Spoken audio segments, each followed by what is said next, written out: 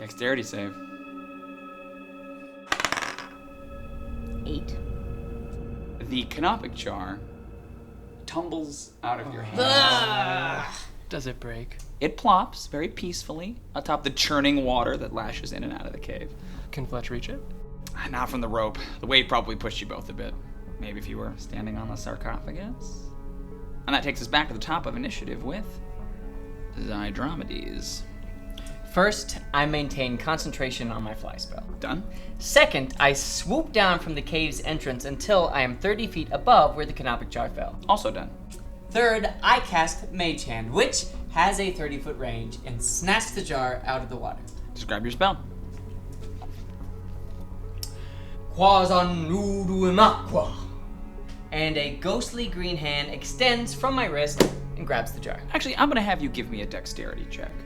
You know, you're 30 feet away. It's bobbing up and down in the surf. Can I add Arcana to that? Yeah, go ahead. Good thinking.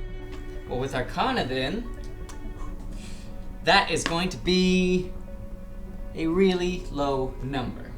A 7. Your mage hand paws at the jar, but at this range, you're unable to get a firm grip.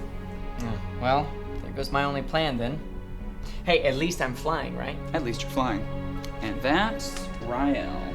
I'm still on the rope. You are still dangling from the rope, just above the reach of the crashing waves. I, however, cannot. Does anyone feel like dropping back down there? I mean, I can. I just prefer not to see what happens if they put their hands back on the jar is all. Yeah, no, I agree. It's just that dexterity is not really my jam. Mine either, obviously. 22. Does 22 I mean, work? I could.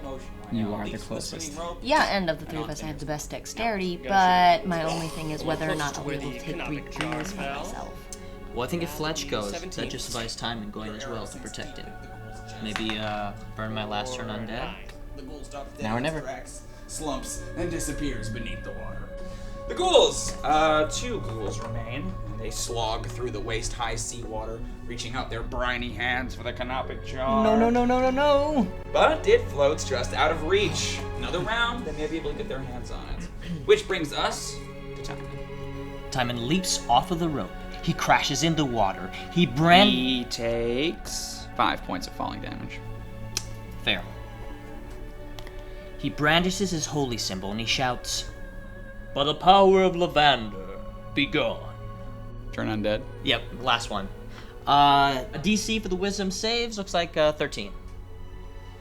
Timon's symbol of lavender glows gold and green in brilliant beams of light. Both ghouls squint and stagger backward, unwilling to advance any further. Awesome, that ought to buy us another minute at least. Back down to Fletch. Okay. Scramble back down the rope, land in the sarcophagus, grab the jar, scramble back up the rope. Sure. A dexterity acrobatics would accomplish all that. It is pretty slippery, after all. 12? I'm feeling generous. 12 is enough.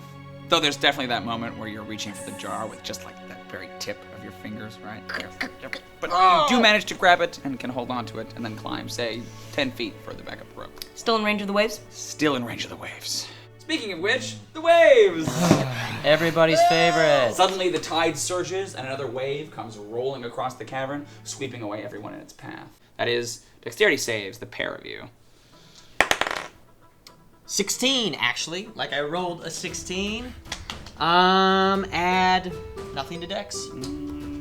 Both ghouls keep their feet. Fletch?